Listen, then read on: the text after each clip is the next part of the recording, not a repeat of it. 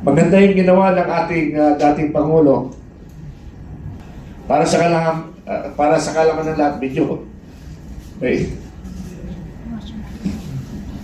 Despite of the fact na pinakita ng ating dating Pangulo na mahalin ang ating kababayan,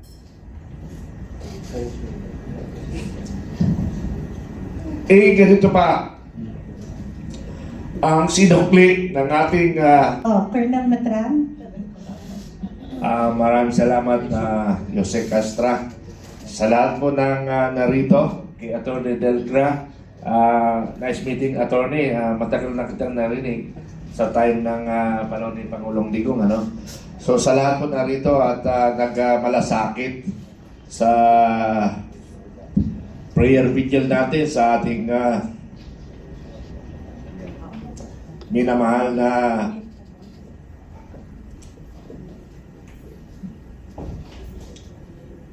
nating dating Pangulong Roa Duterte.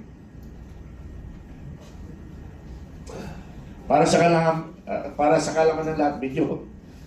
Okay.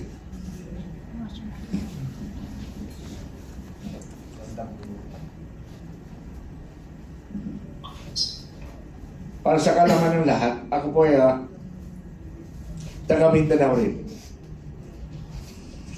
Ang mga kapatid ko ay nasa Tagum at ang mga pinsan ko dito sa Davao City at ako ay nakatira dito sa Antipolo. Because of problema sa Mindanao, ako ay napadpad bilang isang sundalo sa Luzon. Ano? So, sa akin,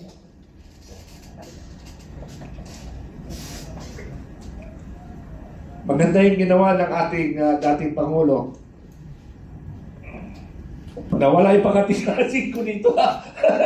Nawala. Itapak ko sa vlog ko, sa Makabayan Informative Channel. Talagang kung makita nyo doon, parang kakain tayo ng tao. Pero sa galit lang kasi yun. Sa galit na, despite of the fact na pinakita ng ating dating Pangulo na mahalin ang ating kababayan,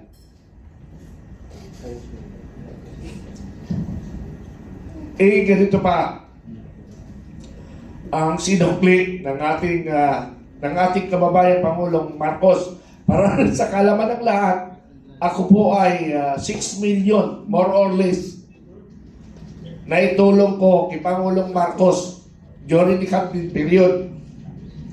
Kung matatandaan nyo, narinig nyo sa mga news, sa mga social media, si General Samonte na kung saan ay kanyang trainer ng Special Forces ay siya yung aking advisor sa Vanguard of Democracy, na 6 million ang naitulong ko during the campaign period. Kasama kami ni Martin Araneta, ni Secretary Lagdameo, kami nag-uusap. Ang akala ko kasi na ang pinangako ng kayamanan ng Marcos ay pamahagi sa mahihirap. Pero nung tumatagal, nawala yung pag-uusap namin. April 9, 2024, ako ay naghayag ng withdrawal of support from Marcos. So, April 9, doon sa libingan ng Bayani Camp, kung natatandaan nyo, si Captain Dado na kasama ko sa laban na yan. Kami yung magkasama, kami yung lumalaban, kami sa lahat ng lansangan, kami yung maharap sa anumang peligro. Ngunit ang aking kabali ay kinasuhan ng inciting to sedition. Now, napunta ako sa UPI, yung aking kabali rin, nakasuhan ng inciting to sedition. So, ngayon, lumalaban pa rin tayo. Lalaban tayo, sabi ko nga, para sa kabutihan, para sa kinabukasan ng ating apo. Hanggang ngayon, mula bata, ako ay binubuhis ko ang buhay para sa sambayan ng Pilipino. Ganun po tayo. Sa edad ko 13 anyos, nakipaglaban na ako ng gera sa Mindanao, sa Upig, Maguindanao. 13 anyos ako. Hanggang ngayon, 65 years old ako. Ang dahil kong nilalaban ang taong bayan. Lalo na ang mga mahirap. Pag nakikita ko mahirap na inaapi, Lalo na sa aking mga kasundulanon, mga sundalo ko. Nakakatikim sila sa akin ng disiplina pagka mahirap ay naapi.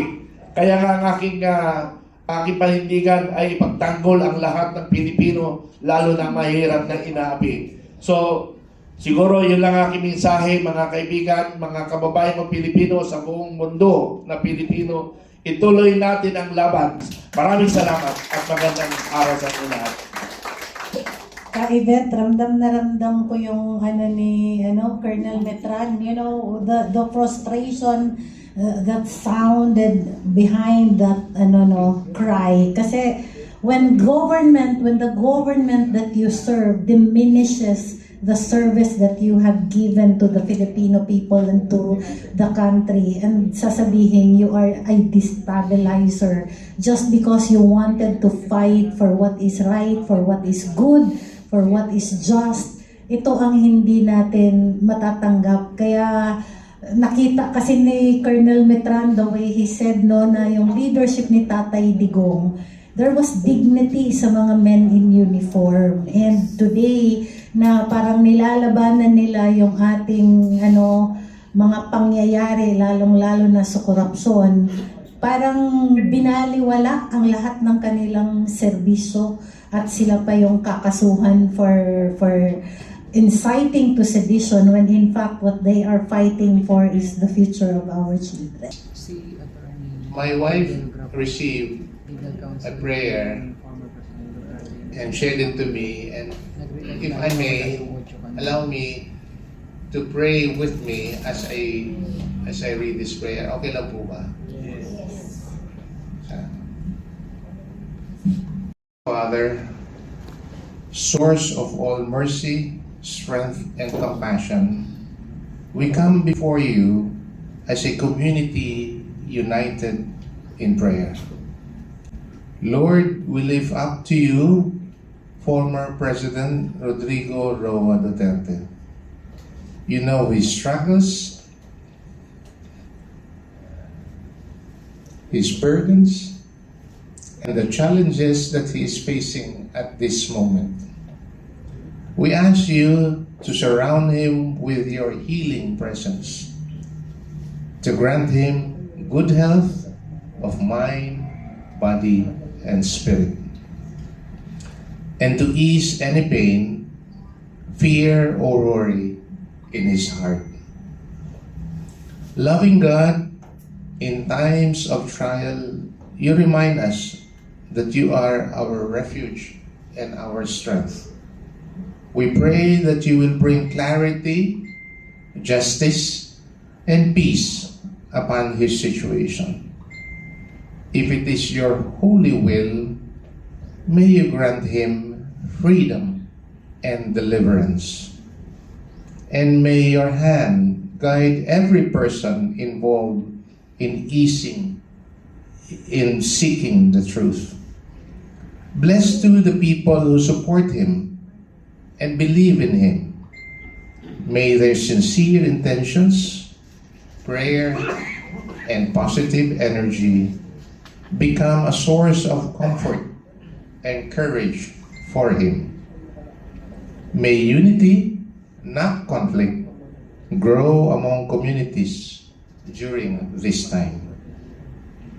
Lord, we also pray for a miracle, that in the midst of uncertainty, your divine light may break through and reveal your purpose, your protection, and your peace.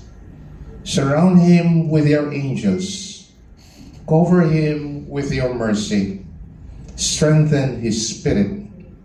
And let your will, good, loving, and perfect, prevail. We entrust all this to you, O God, believing that you hear the cries of your people and that nothing is impossible in your grace. Amen.